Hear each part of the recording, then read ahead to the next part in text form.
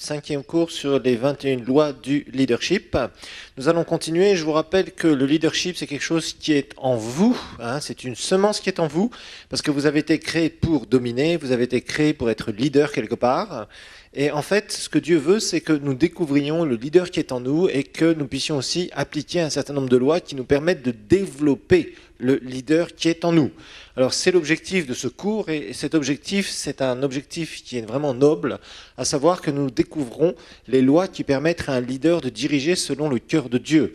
Parce que vous savez comme moi que le leadership, parfois, ça nous laisse un goût amer. Quand on voit un chef ou un dictateur ou quelqu'un qui d'un seul coup va ruiner toute une entreprise que son père a mis toute sa vie à construire, etc., ça nous fait mal. Ou un pasteur qui prend la suite d'un autre pasteur et qui met l'église par terre, financièrement, relationnellement, etc., ça nous fait mal.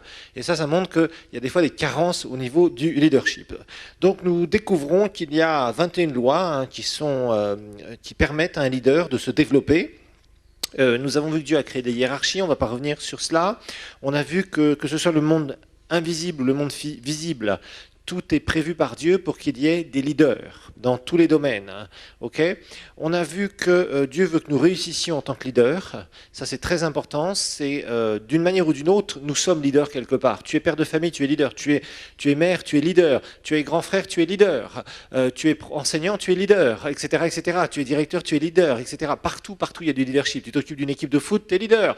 Tu es pasteur, tu es leader. Tu t'occupes d'un groupe de prière, tu es leader quelque part. Partout, il y a un aspect de leadership. Et évidemment, cet aspect de leadership doit se faire selon le cœur de Dieu. Quand c'est fait de cette façon-là, c'est merveilleux. Et Dieu peut nous bénir d'une façon extraordinaire et nous pouvons avoir un impact et une influence au travers du royaume de Dieu dans la vie des êtres humains. Alors nous avions vu la première loi, c'était la loi du couvercle. Et je vous rappelle que la loi du couvercle, c'est ce qui vous limite à chaque fois. C'est ce qui vous tire toujours vers le bas. Et en fait, ce sont des choses qui parfois sont externes ou parfois sont internes. Et on a vu que l'habilité d'un leader, c'est ce qui détermine son efficacité. Plus un leader est habile, plus il est efficace, c'est-à-dire plus il amène de choses à être réalisées. Mais encore, faut-il que ce leader ne soit pas limité. Et malheureusement, nous avons vu qu'il y a beaucoup de leaders qui sont dans des positions de leadership qui se limitent ou sont limités par des choses externes, des circonstances ou parfois par des choses de caractère et qu'ils doivent résoudre. Et si on ne résout pas ces choses-là, eh bien, nous sommes toujours limités, on se retrouve bloqués. Donc on a vu l'histoire de Saül et de David. On a vu que c'était des gens, deux personnes qui partaient avec des couvercles. Certains, c'était des couvercles externes comme David, son milieu familial, etc.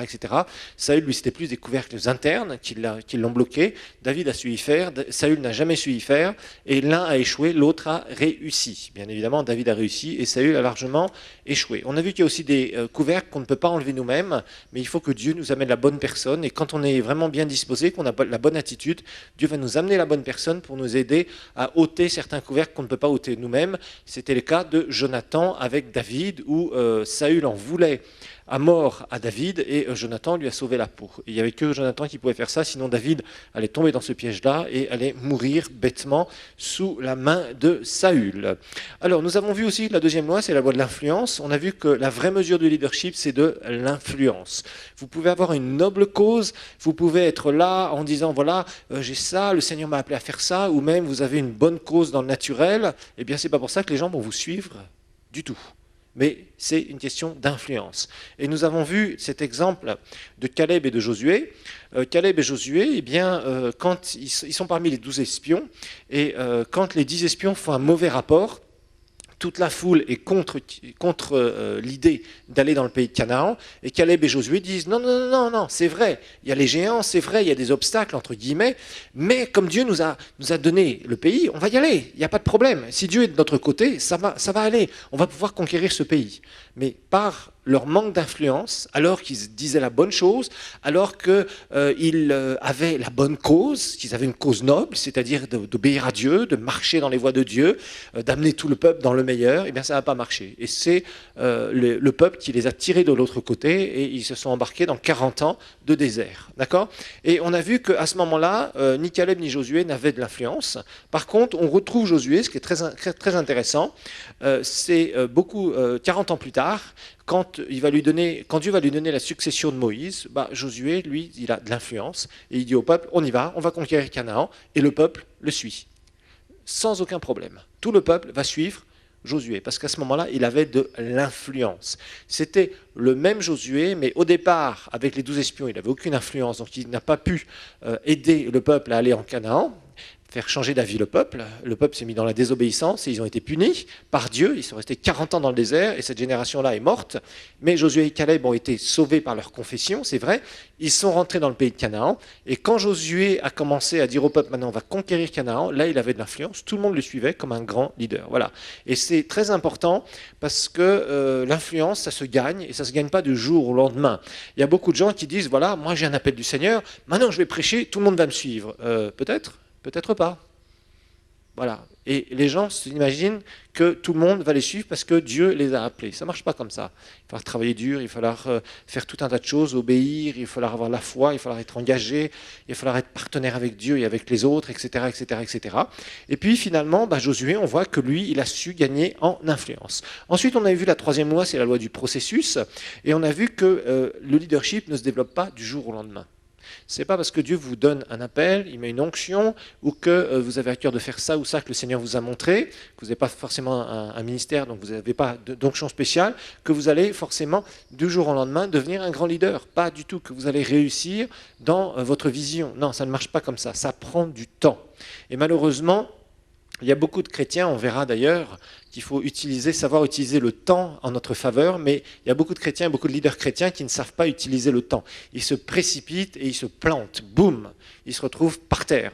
On le voit souvent aussi parmi des musiciens et des chanteurs chrétiens, des gens qui veulent d'un seul coup devenir des grands leaders et tous les jeunes me suivent, tous les jeunes de ceci me suivent, etc., etc. Et ils se cassent le nez parce qu'ils construisent sur leurs dons plutôt que sur les caractères. Ils n'attendent pas de travailler à l'intérieur d'eux-mêmes. Alors, on a vu que tous les leaders ont des rêves et des visions pour un meilleur avenir. La vision et le visionnaire sont inséparables, c'est-à-dire que personne ne peut accomplir la vision du visionnaire à sa place. Et on a vu aucune vision d'un leader ne peut être cachée, elle doit être partagée de la bonne façon. Et puis on a vu que Joseph, lui, il avait un certain nombre de qualités, mais au niveau de son caractère, ce n'était qu'un gamin, et il s'est complètement trompé. Il avait une vision de Dieu, c'est très clair, il avait tout ce qu'il fallait, entre guillemets, pour démarrer dans le leadership, mais il n'était pas prêt, il n'était pas purifié, il n'était pas forgé. Et ça va être les années où Dieu va nous faire passer, entre guillemets, à la casserole. Et on a besoin comment dire, il y a un certain nombre de choses dont on a besoin en tant que leader pour être prêt dans notre caractère. Ça a été le cas de Joseph, on ne va pas revenir sur tout le cours. Ensuite, nous avons vu que chaque leader, de toute façon, dans le processus de croissance, va passer par des moments difficiles, des trahisons, des difficultés, des obstacles, etc., etc., etc., et qu'il va falloir vaincre ces obstacles, ces trahisons, etc., il va falloir travailler sur nous-mêmes. Joseph a travaillé dans l'ombre pendant tout un tas d'années, mais il y avait cet appel sur lui, et à chaque étape, il savait utiliser ce que Dieu lui avait donné à ce moment-là. Chez Potiphar, il n'a pas été rebelle, il n'a pas dit « moi, je suis le fils du grand prince Jacob, hors de question de nettoyer par terre ». Non, il a nettoyé par terre, il s'est tu, mais Potiphar a repéré que ce garçon avait une mentalité d'excellence sur laquelle il travaillait. Et directement, il l'a mis intendant de sa maison. Voilà, ça s'est passé rapidement, ça. Et Joseph est un très bon intendant. Maintenant, la femme de Potiphar lui a fait un sale coup.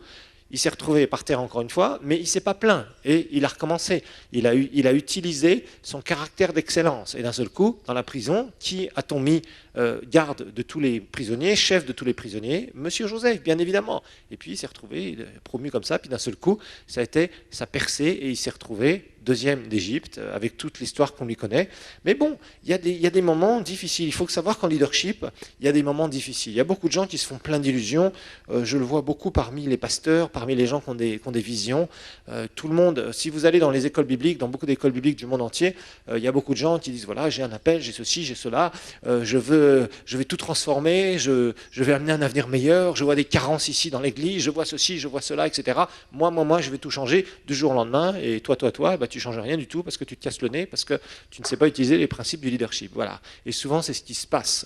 Beaucoup de gens sont complètement freinés parce qu'ils ne comprennent pas que c'est une croissance. Ils prient, et ils attendent que Dieu, d'un seul coup, les amène de la hauteur 0,01 jusqu'à la hauteur 10 000. Et ça ne marche pas comme ça.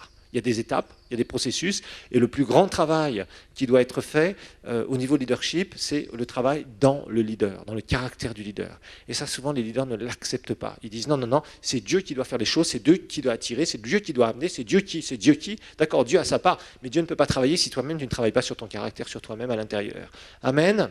Alors, quatrième loi, la loi de la navigation, c'est là où nous en sommes. On a vu que c'est bien de savoir tenir le gouvernail, hein, d'un bateau, mais seul le vrai leader peut tracer l'itinéraire, d'accord? Ça, c'est important, et ça, c'est typique d'un leader. Un leader est un navigateur. C'est la loi de la navigation. Et on a l'exemple biblique de Néhémie. Néhémie était un excellent navigateur. Il savait exactement comment faire. Il savait tracer le chemin pour arriver à l'objectif. L'objectif de Néhémie, c'était de reconstruire les murailles de Jérusalem. Et ces murailles étaient détruites, personne ne faisait rien. Ça faisait 70 ans que le temple avait été reconstruit et il ne se passait toujours rien. Le peuple manquait de quoi? Manquait d'un leader. Si le peuple avait le leader, eh bien, automatiquement, le peuple allait se mettre en route et le travail serait fait. Souvent, le travail n'est pas fait parce que le peuple n'a pas de leader. Les gens ont besoin d'être dirigés, c'est très clair. Nous avons besoin tous de leaders. Les uns les autres, nous avons besoin de leaders.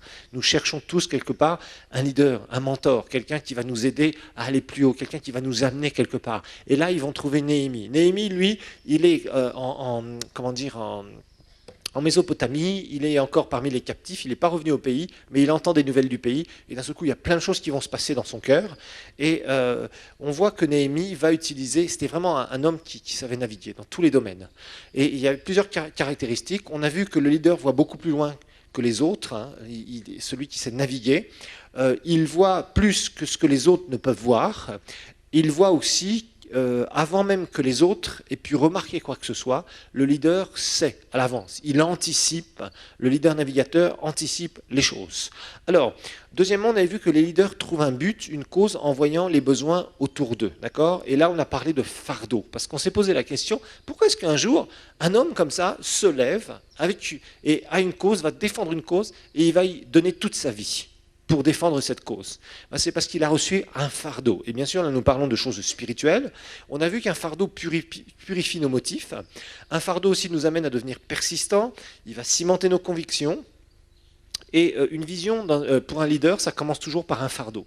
Vous ressentez des choses au plus profond de vous-même, vous priez par rapport à ça, et ça grandit, ça grandit, ça grandit, ça grandit. Et vous dites, un jour, je sais que je ferai cela. Et des fois même des fois avant qu'on soit converti, certains d'entre vous, je suis sûr que même avant que vous soyez sauvés, vous êtes vus déjà faire certaines choses, et le Seigneur a confirmé cela après votre conversion, que vous étiez destiné à cela. C'est quelque chose de spécial. Notez troisièmement, le leader suit la loi du charpentier. Le leader suit, du verbe suivre, la loi du charpentier. Le leader suit la loi du charpentier. Alors, qu'est-ce que c'est que la loi du charpentier? La loi du charpentier, c'est mesurer 2 fois, on mesure 2 fois, et on coupe 1 fois. Mesurer 2 fois et couper 1 fois.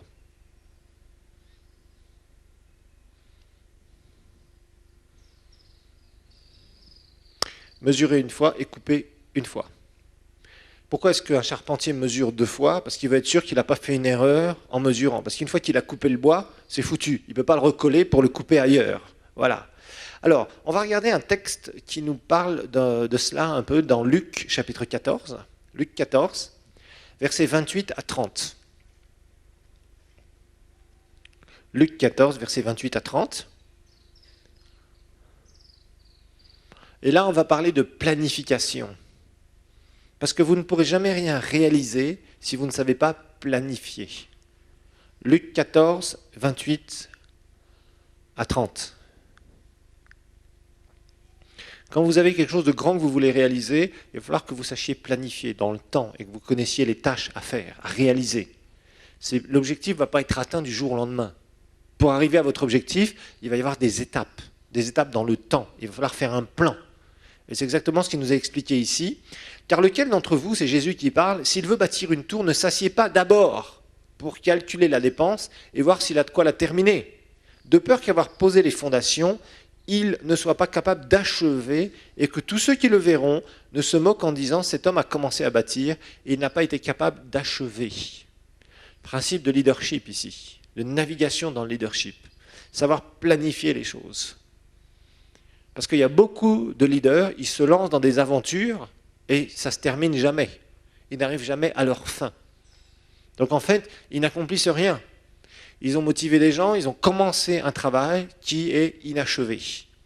Beaucoup de leaders sont comme ça. On rencontre beaucoup de leaders qui ne sont pas capables d'amener à maturité le travail, la vision qu'ils ont reçue. Ils sont là, ils vous ont fait de très beaux discours, ils ont commencé à se mettre à l'œuvre, ils se sont donnés à fond, mais ils ont oublié de savoir d'abord qu'il fallait s'asseoir pour compter le prix.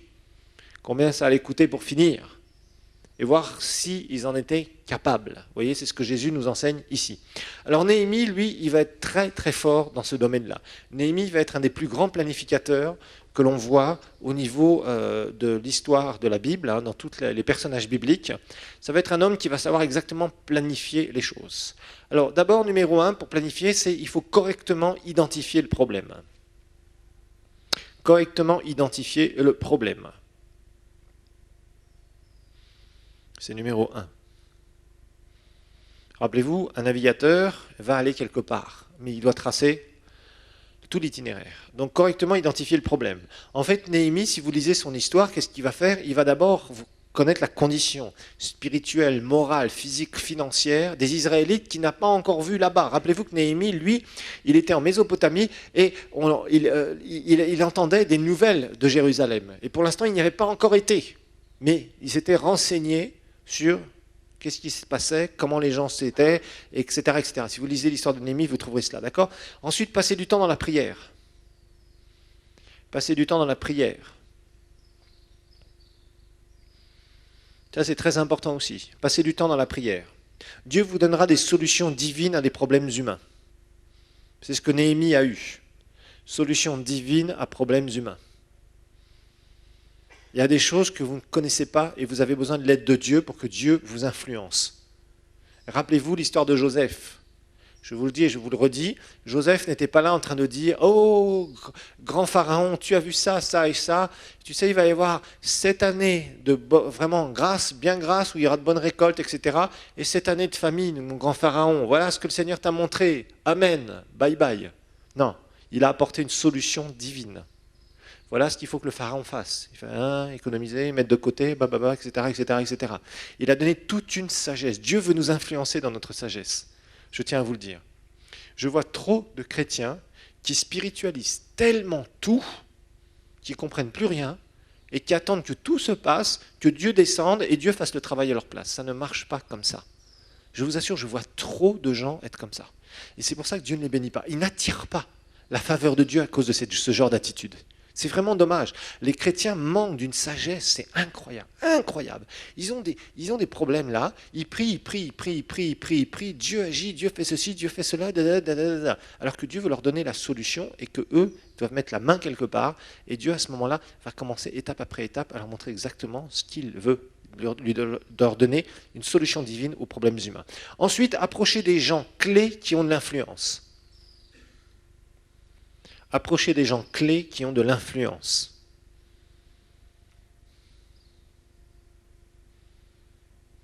Approchez des gens clés qui ont de l'influence. Vous ne pourrez jamais accomplir une grande tâche en étant tout seul. Vous avez besoin de personnes qui sont influentes. Et des gens que Dieu va vous faire rencontrer surnaturellement. Ça s'appelle des rendez-vous divins. C'est clair. Dieu va placer sur votre route, si vous êtes au bon endroit au bon moment, à faire la bonne chose, vous commencez à vraiment chercher la face de Dieu, au bout d'un moment, Dieu va placer les bonnes personnes. Il faudra savoir les reconnaître. Parce qu'il y a des gens qui disent « Ah, Dieu m'a envoyé un tel, Dieu m'a envoyé un tel. » Et Dieu ne leur a pas envoyé qui que ce soit. J'entends beaucoup de gens dire « Dieu a fait ceci, Dieu a fait cela. » Je suis sûr, un jour, je vais vraiment faire un sermon là-dessus parce que ça me fatigue. On voit beaucoup dans la Bible des gens utiliser le nom de Dieu. Dieu a fait ceci, Dieu va faire cela, Dieu... Et puis, ils ne faisaient rien de spécial parce que Dieu n'était pas dans leur coup avec leurs mauvaises attitudes. Et souvent, malheureusement, c'est ce qu'on trouve chez beaucoup de chrétiens. Et là, Néhémie a approché le roi de Perse. Et il lui a demandé, il lui a expliqué ce qui se passait. Puis il a approché d'autres gens influents pour avoir des autorisations, etc., etc. Et Dieu lui a donné la faveur.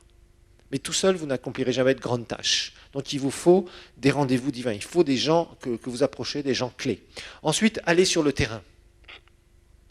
Allez sur le terrain. C'est bien d'avoir des choses dans votre imagination, dans votre cœur, mais il faut que vous voyez les choses telles qu'elles sont, pour découvrir les problèmes tels qu'ils sont en réalité. Pour savoir si vous n'êtes pas à côté de la plaque, comme on dit si bien en français, c'est-à-dire à côté des réalités. Vous allez sur le terrain. Néhémie l'a fait au bout d'un moment. Il a été sur le terrain pour s'enquérir de la situation. Il avait déjà tout un plan, mais il voulait savoir si ce plan était réaliste et réalisable. Ensuite, numéro 5, rencontrer les gens et partager la vision. Rencontrer les gens et partager la vision. Ça, c'est super important. Quelqu'un qui a une grande vision, ça doit être quelqu'un de contact. Ce n'est pas quelqu'un qui peut vivre sur une tour, tout en haut, et dire aux gens, faites ceci, faites cela, suivez-moi. Ça ne marche pas comme ça. Les gens ont besoin de contact. Ils ont besoin de relationnel. Et un leader doit savoir être simple. Il doit savoir qui il est, mais il doit savoir aussi être simple vis-à-vis des gens. Il y a par exemple des pasteurs, ils ne saluent jamais personne dans leur église. Ils donnent un sermon, ils partent par la petite porte derrière de l'église, ils prennent leur voiture et ils s'en vont. Par exemple, dans beaucoup d'églises américaines, c'est ce qui se passe. Si vous voulez voir le pasteur, c'est 50 barrières. Et c'est dommage. Un leader doit être abordable. Et un leader doit savoir partager la vision, il doit réunir des gens, il doit leur expliquer, il doit être proche. Il partage cette vision et au bout d'un moment, il va les connecter. Quand il les connecte, ensemble, on peut faire beaucoup de choses. D'accord ? Ensuite, encourager dans la foi. Encourager dans la foi. Très important.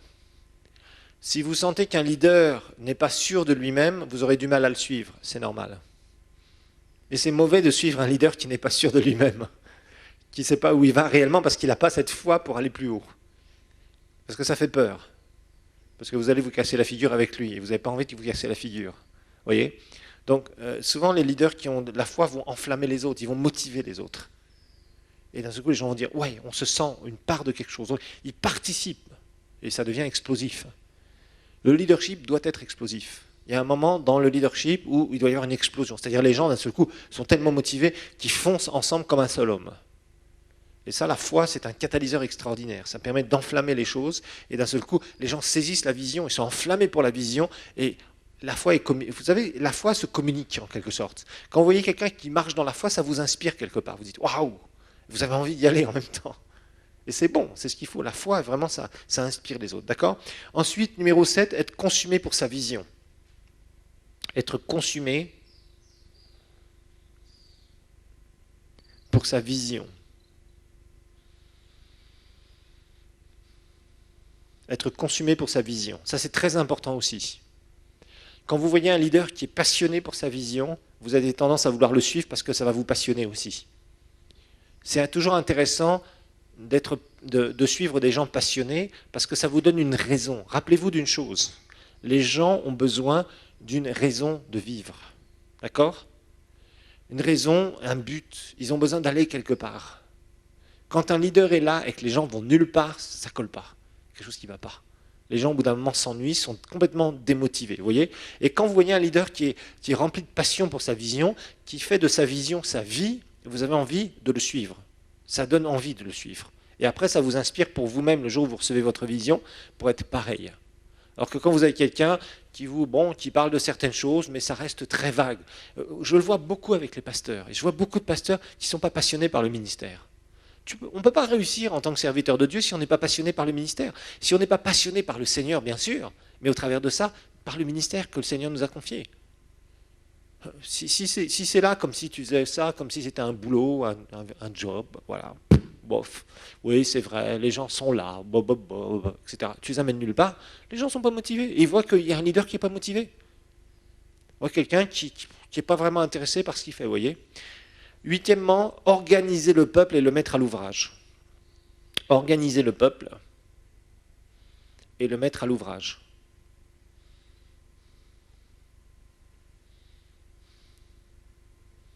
Organiser le peuple et mettre à l'ouvrage. Ça, organiser les gens, c'est très important.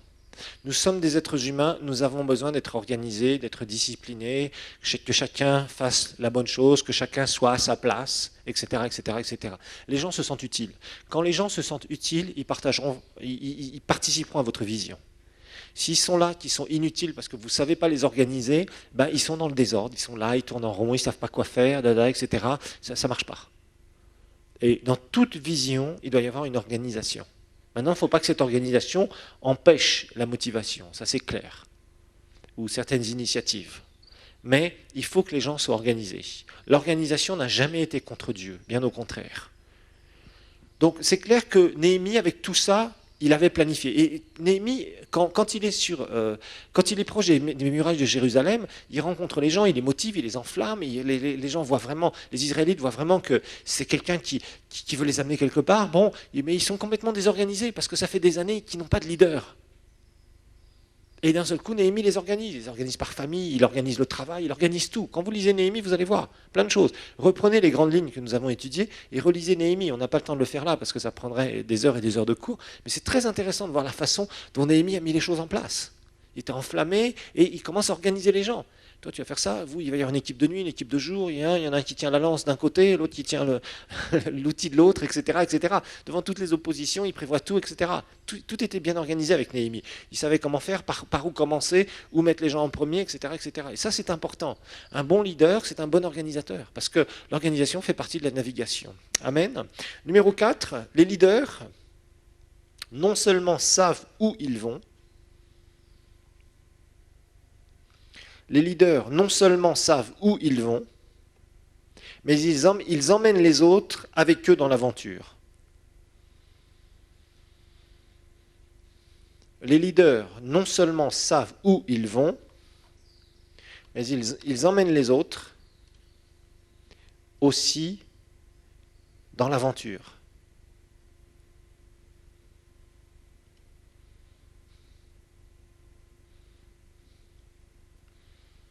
Ça aussi, c'est très important. D'abord, un leader doit savoir où il va, ça c'est clair. Donc, la direction, les différentes étapes par lesquelles il va passer. Ok. Maintenant, il va falloir qu'il ait suffisamment d'habilité pour prendre des personnes, partager cette vision, les amener avec lui en vue de réaliser les objectifs. C'est ça le leadership. Rappelez-vous, c'est emmener des gens pour réaliser des objectifs. C'est ce qu'on a donné comme grande définition. Parce que c'est bien beau, vous pouvez avoir un fardeau, mais vous pouvez être complètement gauche, c'est-à-dire que vous pouvez être complètement incapable, vous pouvez avoir aucune habilité à amener les autres avec vous. C'est-à-dire que les gens ne vous suivent pas, parce que vous ne savez pas comment faire, comment les organiser, comment implanter la vision, comment, etc., etc. Plein de choses que nous avons déjà vues. Vous ne savez pas comment faire. Et les leaders, les bons leaders, savent très bien, ils savent où ils vont. Et ça, c'est fondamental. Ça, c'est clair que quelqu'un qui ne sait pas où il va, un leader qui ne sait pas où il va, pourra emmener les autres nulle part. Si lui-même dit, si on lui dit, où est-ce que tu vas, pasteur? Il dit, je ne sais pas. Les suiveurs diront, le pasteur va où? Il ne sait pas. Suivons-le, comme ça on ira, on ne sait pas où. Non, les gens ne peuvent pas être comme ça. On est des êtres humains. On a besoin qu'un leader sache où il va et que le leader puisse communiquer cela et amener les autres là où il doit et il veut aller. D'accord? Néhémie, lui, il savait où il allait, c'est-à-dire qu'il savait qu'il allait à Jérusalem pour reconstruire les murailles. Son objectif, c'était de reconstruire les murailles. C'était son fardeau. Maintenant, avec ses deux mains, Néhémie savait qu'il ne pouvait pas faire le job tout seul. Donc, il avait besoin des autres. Et pour que les autres puissent l'aider à accomplir sa vision, il fallait qu'il puisse les aider à participer, à les amener dans cette vision. D'accord? Donc, en fait, Néhémie va réussir avec les gens. Parce qu'on ne peut pas réussir tout seul, rappelez-vous. Il faut réussir avec les autres. On ne réussit pas tout seul. Un leader ne réussit pas tout seul. Un leader qui dit « c'est moi qui ai tout fait », les gens qui ont travaillé avec lui vont dire « c'est toi qui as tout fait ». Non, parce qu'un leader ne peut pas faire tout seul. D'accord? Donc, il va faire plusieurs choses qui vont permettre d'amener les autres avec lui. D'abord, il va utiliser la simplicité. Numéro 1, simplicité. Simplicité dans l'exposition de la vision. Simplicité dans l'exposition de la vision. Ça, c'est fondamental. Si vous êtes trop compliqué dans ce que vous voulez faire, les gens vous diront « on ne comprend pas ». Où est-ce que je ne comprends pas? Là, tu veux faire « on ne comprend pas ». Non. Néhémie, lui, c'était simple. Il y avait un objectif, il y avait une vision, c'était simple. Numéro 2, participation. Participation, c'est amener les autres avec vous et faire une équipe gagnante. Un leader doit comprendre qu'il doit créer une équipe gagnante et que c'est tous ensemble que l'on gagne. Ce n'est pas le leader qui gagne, c'est toute l'équipe qui a gagné. Vous voyez? Et ça, c'est fondamental. Donc, participation, aider les gens à les amener relationnellement, au travers de relations que vous créez avec eux, les amener dans votre vision, les amener à participer, à mettre la main à faire quelque chose. Mais bien sûr, en les organisant. D'accord? Alors, numéro 3, la délégation. La délégation.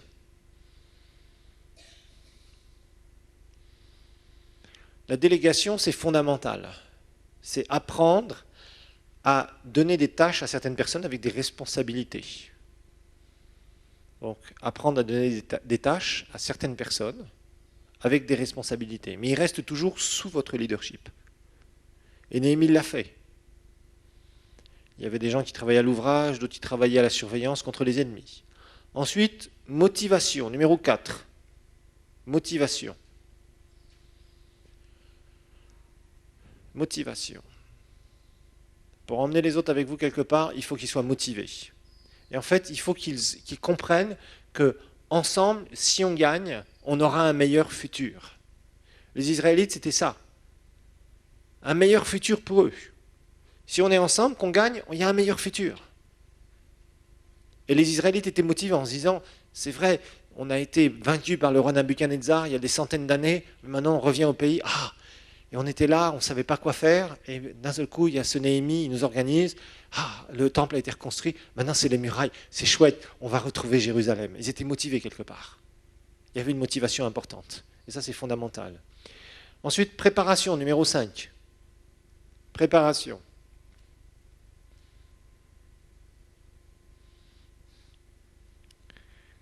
Et ça, il faut que le leader sache préparer les gens, dans les bons jours, mais aussi pour les mauvais jours.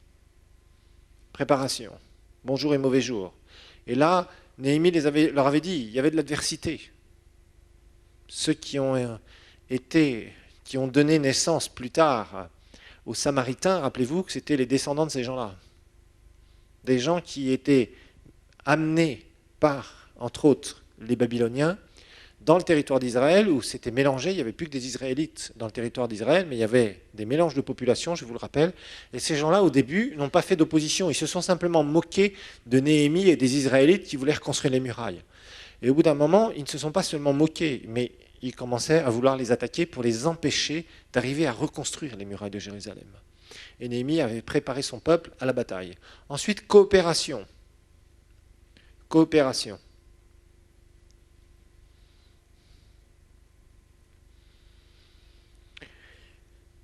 Néhémie était quelqu'un qui coopérait.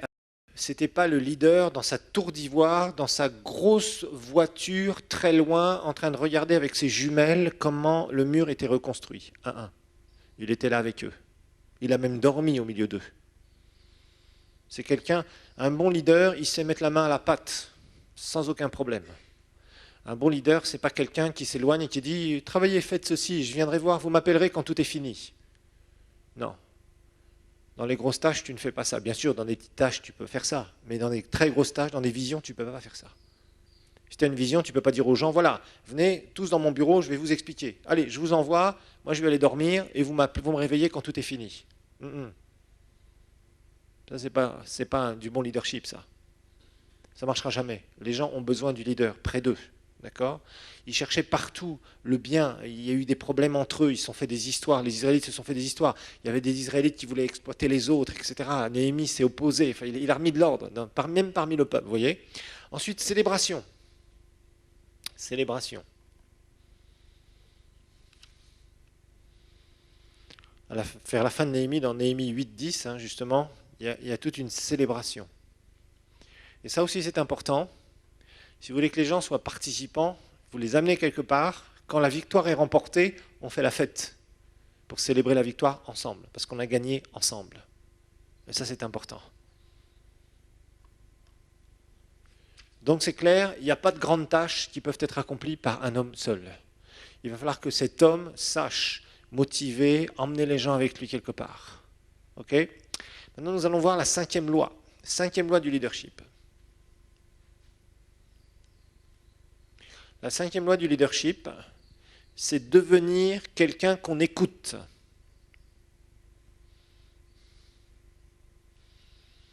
Devenir quelqu'un qu'on écoute.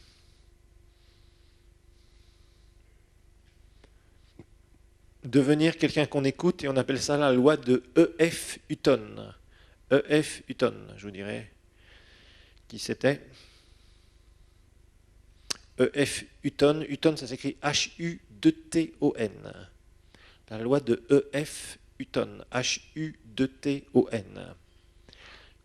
Devenir quelqu'un qu'on écoute. Et cette loi dit, quand le vrai leader parle, les gens écoutent. Quand le vrai leader parle, les gens écoutent.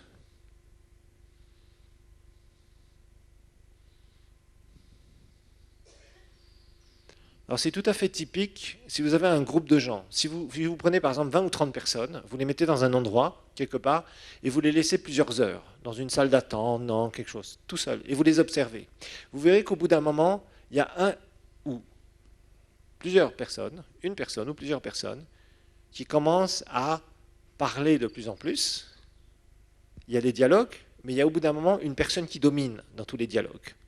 Ça, c'est le vrai leader. Le vrai leader commence à parler et les autres commencent à se taire de plus en plus.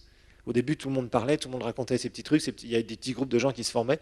Puis au bout d'un moment, il y a quelqu'un, quand le temps commence à se faire long, il y a quelqu'un qui commence à dominer au niveau leadership. Ça, c'est tout à fait typique du vrai leader. Et c'est vraiment typique de cette loi du leadership, d'accord. Les gens écoutent, c'est pas parce que, bon, je sais qu'au Burundi, souvent, les gens écoutent par politesse, d'accord, je le sais, surtout dans les nombreuses fêtes, où beaucoup de gens racontent beaucoup de choses, à chaque fois dans les mêmes choses, dans les fêtes, d'accord. Mais normalement, on n'écoute pas quelqu'un. Quand je parle d'écouter, c'est d'écouter attentivement. On n'écoute pas attentivement quelqu'un juste parce que la personne prend la parole.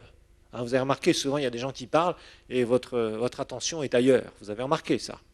Quand notre attention est vraiment portée sur ce qu'une personne dit, c'est qu'elle a un certain respect pour l'orateur. Par exemple, quand vous avez Nelson Mandela qui va quelque part alors qu'il a 80 et quelques années, il est quelque part, s'il y a un meeting quelque part, quand M. Nelson Mandela commence à prendre la parole, même s'il ne parle plus très bien, qu'il est un peu comme ça, qu'il tremble et qu'il est vieux, les gens, parce que c'est Nelson Mandela. Si quelqu'un parle dans la foule, il dit « Chut, écoute l'ancien ici. » Vous voyez? Parce que c'est quelqu'un qui est respecté. Respecté pour ce qu'il a fait, respecté pour son leadership, respecté pour tout ce qui s'est passé en Afrique du Sud. Vous voyez? Bon, il y avait Martin Luther King Jr. aussi, quand il a parlé pour l'égalité aux États-Unis entre les Blancs et les Noirs, et ben, quand cet homme-là parlait, que ce soit les Blancs, que ce soit les Noirs, tout le monde écoutait. Parce que Martin Luther King Jr., c'était un leader qu'on écoutait. Ce n'était pas quelqu'un, monsieur tout le monde de la rue, qui disait hey, je vais défendre la cause des Noirs américains, c'est injuste de vivre ça dans notre pays. Non, non. C'était quelqu'un qu'on écoutait. Et c'est comme ça qu'il a une immense popularité, cet homme. Il a mal fini, il s'est fait descendre, c'est vrai, mais il faut dire une chose, quand cet homme-là parlait, les gens écoutaient. Quand Billy Graham parle, par exemple, Billy Graham, ça représente un phénomène particulier pour l'Église de Dieu. Si on dit Billy Graham vient dans tel ou tel pays, les stades sont remplis. Parce qu'on sait que c'est un homme qui a quelque chose à dire, qui est respecté dans le monde entier. Même quand il va voir des politiciens, même il y a des politiciens qui l'appellent, ou qui l'appelaient, parce que maintenant il est vraiment extrêmement âgé. Mais pendant des dizaines d'années, même des présidents des États-Unis allaient lui demander de venir pour chercher conseil auprès de lui. Vous voyez? Parce que c'était un homme qu'on écoutait. Voilà. Alors, premier principe ici qu'on va étudier, notez que les leaders doivent gagner le droit d'être écoutés.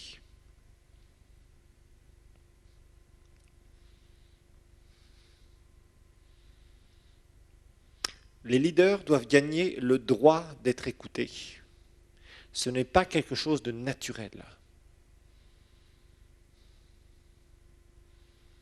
Ah, on va expliquer ce que c'est que les beaux parleurs, les gens qui sont très éloquents, mais qui essaient de tromper les autres. On verra leur avenir au niveau leadership. Faites pas d'illusions. Si vous voulez devenir un bon leader, il vous faut les qualités du bon leader. Il ne vous faut pas seulement les charismes du bon leader. Charismes, ce sont les dons que Dieu vous donne. Il y a des gens, quand ils s'expriment, on va dire « Waouh, celui-ci parle bien ». D'accord. Tu vas peut-être l'écouter une fois, deux fois, trois fois. Mais après, il va falloir qu'il y ait des choses qui se passent. Sinon, tu ne voudras plus l'écouter. Tu diras, ah, celui-ci, oui, il parle très bien, il séduit beaucoup de gens, c'est vrai. Mais ce qu'il vous dit, c'est faux. Vous voyez? Parce qu'il n'a pas la qualité. Il a peut-être un don, mais il n'a pas la qualité de caractère. Et ces gens-là ne vont pas loin en leadership. Donc le leader doit gagner le droit d'être écouté. Ce n'est pas quelque chose de naturel. Alors on va regarder un leader qui était écouté, extrêmement écouté, c'est le prophète Samuel. Prophète Samuel. Donc vous trouverez son histoire dans beaucoup de chapitres de Samuel. Vous verrez dans vos notes Samuel 1, Samuel 3, Samuel 7, 8, 10, 12 et 13. Et le prophète Samuel, quand il a commencé à être utilisé par Dieu, rappelez-vous que c'était un petit enfant. Donc il ne savait pas parler. D'ailleurs, il a confondu la voix d'Élie, le sacrificateur, et la voix du Seigneur. Vous vous rappelez de cette histoire? C'était un petit enfant qui ne savait pas parler. Par contre, quand vous voyez le prophète Samuel, quand Dieu va lui dire de oindre Saül, puis après de oindre David, c'était un puissant homme de Dieu. Israël suivait ce que Samuel disait. Bien des fois, relisez son histoire, je vous dis entre 1 Samuel 1 et 1 Samuel 13 particulièrement. Donc en fait, Samuel va grandir dans son droit d'être écouté. On grandit dans le droit d'être écouté en tant que leader. Ça s'apprend avec le temps, ça s'apprend avec l'expérience.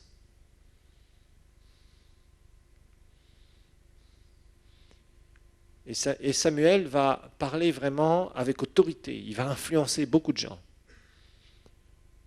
Mais ça ne s'est pas passé du jour au lendemain. Si les gens l'écoutaient, ça ne s'est pas passé du jour au lendemain. Par exemple, Samuel a placé Saül avec un mandat de Dieu sur le trône. Et quand Samuel a repris le roi, imaginez-vous, le prophète qui reprend le roi en lui disant « ça ne va pas ça ». Quand Saül a gaffé plusieurs fois, qu'il a pris sa place, la place de Samuel, etc., en voulant offrir les sacrifices, Samuel n'a pas hésité. Il l'a repris devant tout le peuple. Et le peuple, il a fait, c'est Samuel qui parle, les gars. Cet homme, quand il parlait, les gens l'écoutaient. Israël a écouté cet homme. Les gens simples écoutaient Samuel. Les leaders, les militaires, tout le monde. Si Samuel disait, appel à la repentance, Israël, repens-toi, les gens se repentaient. C'est un homme vraiment qui parlait et c'était fort.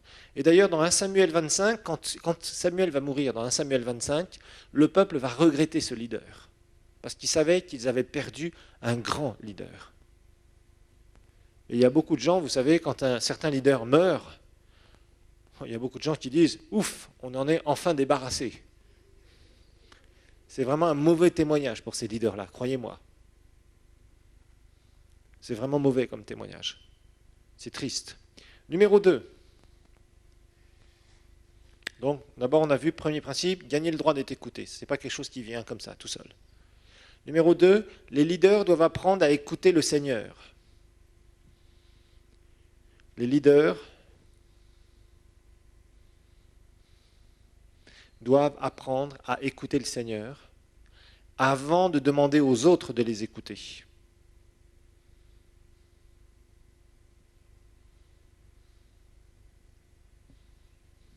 Les leaders doivent apprendre à écouter le Seigneur avant de demander aux autres de les écouter.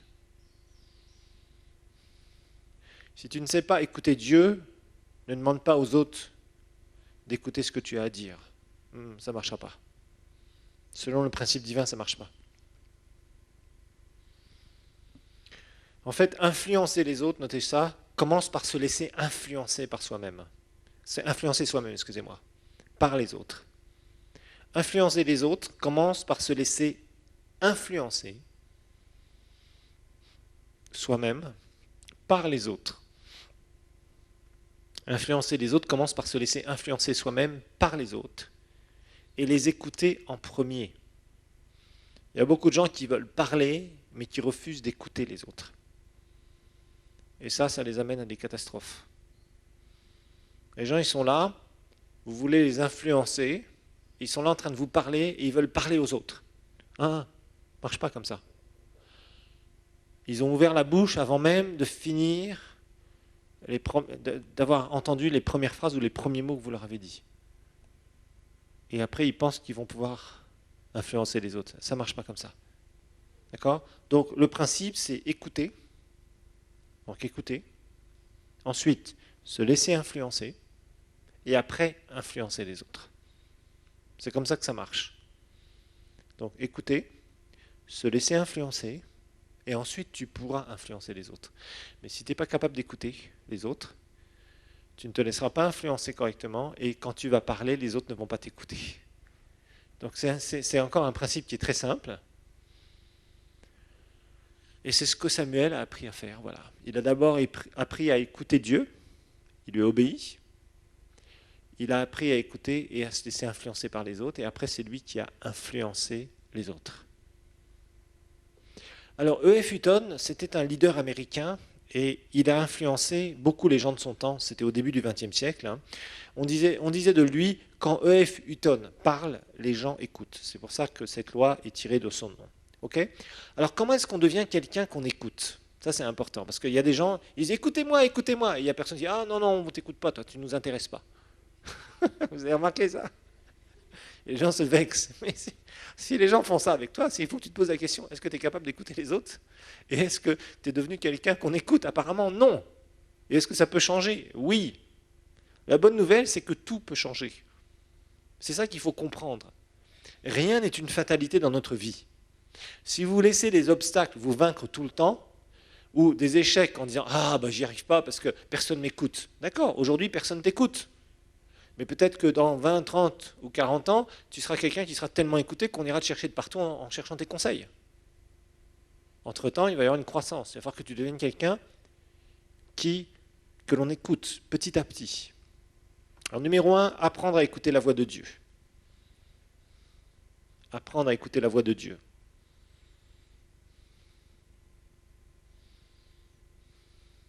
Apprendre à écouter la voix de Dieu. Donc ça, c'est vraiment indispensable. Numéro 2, se laisser influencer par la présence de Dieu. Numéro 2, se laisser influencer par la présence de Dieu. Donc son onction qui nous travaille. Si tu veux être quelqu'un qu'on écoute dans le domaine spirituel, il faut que tu aies l'influence de Dieu dans ta vie. Donc écouter la voix de Dieu. Deuxièmement, se laisser influencer par la présence de Dieu. Numéro 3, changer nos façons de penser. Donc ça, pour nous amener à la mentalité de Dieu. Changer nos façons de penser.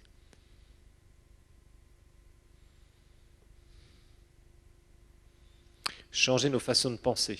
Donc pour acquérir la mentalité de Dieu, bien sûr. Changer nos façons de penser. Donc écouter Dieu, se laisser influencer par sa présence. Changer nos façons de penser. Numéro 4, obéir, sans réserve, l'obéissance. Tu écoutes la voix de Dieu, tu te fais influencer par sa présence, tu changes ta mentalité et tu veux obéir. Obéissance, sans réserve. Boum. Jésus avait beaucoup d'influence et quand il parlait, les gens écoutaient parce qu'il obéissait sans réserve. Il écoutait son Père, le Père lui communiquait les instructions et il parlait et il avait une immense influence et il était écouté. D'accord ? Numéro 5, apprendre à grandir dans nos responsabilités. Apprendre à grandir dans nos responsabilités sans brûler les étapes. Il y a beaucoup de choses à dire là-dessus. On en parlera plus tard. Mais apprendre à grandir dans nos responsabilités. Si tu es quelqu'un d'irresponsable, si tu es quelqu'un qui veut aller trop vite tout le temps, on ne t'écoutera pas. Parce que tu te tromperas régulièrement. Et les gens, au bout d'un moment, en auront marre de te suivre. Ils diront oui, celui-ci, il parle, il fait des choses, et puis finalement, il ne réussit pas. Donc on ne peut pas suivre. Un leader qui est dans l'échec trop souvent n'a plus de suiveurs. Il perd ses suiveurs. C'est normal. Parce que les gens perdent confiance en lui. Vous voyez ?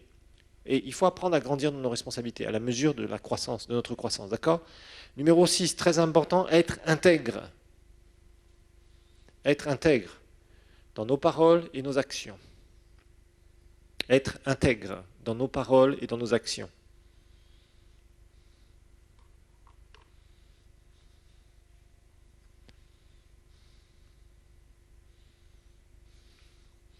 Quand tu parles est-ce que tu fais ce que tu as dit? Parce que ça, les gens te testeront, tes suiveurs te testeront. Tu dis que tu vas faire telle chose, tu déclares. Est-ce que tu honores tes déclarations? Ou est-ce que tu essayes d'embobiner les gens, de séduire les gens? Volontairement ou parfois même involontairement. Chez certaines personnes, elles s'en aperçoivent même plus. Et là, elles sont en train de faire des belles déclarations, tout le monde applaudit. C'est bien d'applaudir. Est-ce que tu vas faire ce que tu as dit? Je vous promets, vous savez, comme les beaux discours des politiciens, d'ici peu de temps, vous allez vivre le paradis, vous aurez tous de l'argent, votez pour moi. Bah évidemment que tout le monde va, s'ils sont incrédules et qu'ils n'ont rien compris au beau parleur. Par contre, tu fais ça, ils votent pour toi, et ils restent dans tout un tas de problèmes et tu ne fais rien pour eux. La prochaine fois, tu te présenteras devant eux. Oui, vous allez être heureux, vous allez tous avoir de l'argent, et ils vont te jeter des pierres. C'est normal. Tu ne seras pas écouté. D'ailleurs, la foule que tu aurais eue la première fois va beaucoup diminuer pour la deuxième fois. Ils ne t'écouteront plus. Et c'est d'ailleurs ce qui trompe beaucoup de politiciens. Ils veulent faire des déclarations en vue de tromper les gens. Pourquoi faire? Pour les amener à voter pour eux. Et finalement, s'ils ne tiennent pas parole, parce que le problème, c'est qu'ils sont liés par leurs paroles. Puis vous savez, aujourd'hui, on enregistre tout, télévision, radio, etc. C'est difficile aujourd'hui pour les discoureurs. Ils ont la vie dure de ce côté-là. Parce que rapidement, on peut ressortir un reportage. Souvent, c'est ce qu'ils font dans toutes les télés du monde. Oui, le président Intel avait dit que, le ministre Intel avait dit que, le parlementaire Intel avait dit que, le directeur de société avait dit qu'il allait augmenter les employés de 20%, et les employés aujourd'hui sont en grève, et la société est en train de tomber parce qu'il n'a pas fait. Il avait dit, il n'a rien fait. On ne l'écoute plus. On ne veut plus de ses discours. Il y a des gens qui refusent même, parfois, de reparler de négociations un jour, parce que les gens n'ont pas honoré leur parole je ne sais combien de fois. Si tu n'as pas honoré ta parole pendant 10 fois, pourquoi est-ce que tu viendrais honorer ta parole la 11e fois? On peut tromper les gens jusqu'à un certain point. C'est pour ça que le problème, c'est que les gens veulent exercer le leadership avec des trucs tordus, des mentalités tordues de païens. Ça ne marche pas comme ça. Il y a un leadership divin qui est très rémunérateur, entre guillemets, c'est-à-dire qui peut faire accomplir des choses extraordinaires au travers donc, de la puissante main de Dieu. Mais il y a un leadership païen, humain, complètement biaisé. Et souvent, c'est avec les paroles. Faites attention, on va beaucoup parler de ça d'ailleurs dans ce cours sur le leadership. Numéro 3, justement, l'impact des paroles d'un leader. L'impact des paroles d'un leader est déterminé par son influence. L'impact des paroles d'un leader est déterminé par son influence. Rapidement, Proverbe 10, verset 21. Proverbe 10, verset 21. L'impact des paroles d'un leader est déterminé par son influence. Proverbe 10, 21. Les lèvres du juste conduisent beaucoup d'hommes. Les insensés meurent par manque de sens ou de bon sens. Les lèvres du juste. Alors comment est-ce qu'on peut mesurer l'impact de quelqu'un qu'on écoute? En fait, on va découvrir que une des façons, si vraiment vous voulez voir un grand leader, le grand leader, on étudiera cette loi aussi qui est vraiment intéressante, le grand leader, il va être capable de parler à d'autres leaders qui vont l'écouter. Le grand leader, il ne parlera même pas beaucoup aux gens, aux suiveurs simplement. Il parlera aux leaders. Et vous savez qu'un leader qui arrive à diriger d'autres leaders, c'est très difficile.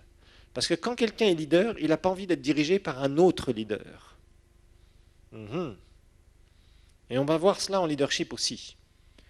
Si tu arrives en tant que leader à parler à d'autres leaders et qui suivent ce que tu dis, ça veut dire que tu as une influence énorme, que ça veut dire que tu es quelqu'un qu'on écoute réellement. Donc cette vraie mesure ici, l'impact quand tu parles, pour savoir si tu es quelqu'un d'écouté, c'est de savoir quelle est ton influence quand tu parles. Est-ce que d'autres leaders t'écoutent ou c'est seulement les suiveurs qui t'écoutent? S'il y a beaucoup de leaders qui t'écoutent, ça veut dire que tu es quelqu'un qui a un impact énorme et qui est très écouté. Par exemple, Samuel, c'était un leader de leaders. Samuel était arrivé à ce niveau de leadership. Il était leader le leader. Il parlait à des rois et des rois l'écoutaient. Il parlait à des chefs militaires l'écoutaient. C'était vraiment quelqu'un qu'on écoutait, Samuel.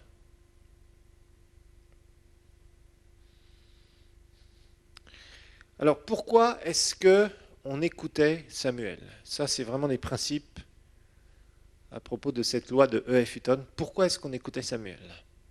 Numéro 1, Samuel est un leader qui était sûr de lui. Samuel était un leader qui était sûr de lui. Ce n'était pas ce qu'on appelle un leader insécurisé, si vous préférez. Un leader qui avait peur de perdre sa position. Ah, on va en parler de ça aussi. Donc numéro 1, Samuel était un leader qui était sûr de lui. Il n'avait pas de problème d'insécurité. Il n'y avait personne qui pouvait l'impressionner pour lui dire « Attention, tu vas perdre ton leadership ou l'influence de ton leadership. » Non. Et malheureusement, il y a beaucoup de leaders qui sont comme ça. Des leaders qui se sentent mal dans leur peau, qui se sentent insécures, donc qui se protègent par des méthodes du monde. Il y a beaucoup de pasteurs qui sont comme ça. Par exemple, des pasteurs dictateurs. Ils mettent un KGB, une CIA dans leurs églises pour surveiller les gens. Parce qu'ils se disent « Ah, celui-ci ». Et la moindre personne qui parle contre eux, convoquée au bureau.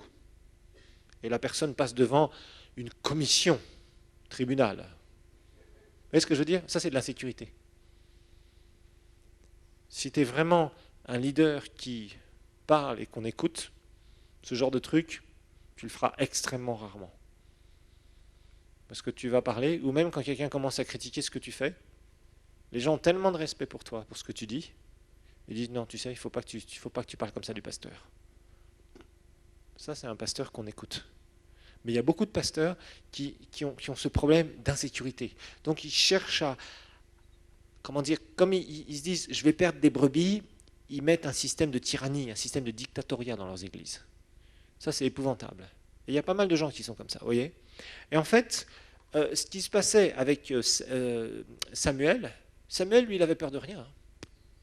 Samuel, s'il devait reprendre Saül, même devant tout le monde, il lui disait « Voilà mon vieux, tu as fait une gaffe là, ça ne va pas du tout. Voici ce que dit le Seigneur. » Devant tout le monde. Waouh! Il avait peur de rien, Samuel. Il était sûr de lui. Il disait quelque chose, boum! Il n'avait aucun problème d'insécurité. L'insécurité provoque quoi chez les leaders? Entre leaders, ça provoque de la compétition. Ah! Si vous voyez des pasteurs qui sont en compétition, ça prouve une chose, c'est qu'ils sont insécures dans leur leadership. Eh oui. Si vous voyez des patrons qui sont en compétition les uns avec les autres, c'est qu'ils se sentent insécurisés. Il faut que tu ailles espionner ce que l'autre société fait. Peut-être qu'ils sont en train de faire quelque chose et qu'ils vont nous doubler. Souvent les gens font ça, parce qu'ils sont insécures, ils ne se sentent pas sûrs d'eux-mêmes. Un bon leader, c'est où il va. Il parle ce qu'il doit parler, il organise ce qu'il doit organiser, il prend la bonne direction, il fonce et il ne s'occupe pas d'aller jalouser les autres, d'aller chercher la compétition. Pourquoi? Non. Les bons leaders savent qu'ils se complètent. Ils se complètent, ils ne jouent pas à la compétition. Et ça, c'est une marque du bon leader qui, quand il parle, il est écouté. Il n'a pas peur. Il n'a pas peur de la concurrence, entre guillemets. Parce qu'il ne voit pas les autres comme des concurrents. Il voit les autres comme des gens qui peuvent le compléter quelque part. Parce qu'aucun leader n'a la science infuse, c'est-à-dire ne sera parfait dans tous les domaines. Il y a besoin d'autres personnes qui peuvent diriger dans d'autres domaines, d'autres parties du peuple, et qui s'en occuperont très bien là où toi tu n'auras pas les compétences. Mais le leader insécure, c'est ce qu'il fait. Il est tout le temps là, il cherche, il dit la moindre menace, il l'amplifie, il envoie des espions pour chercher est-ce que cette menace est réelle? Amenez-moi les coupables, que je les traduise en justice.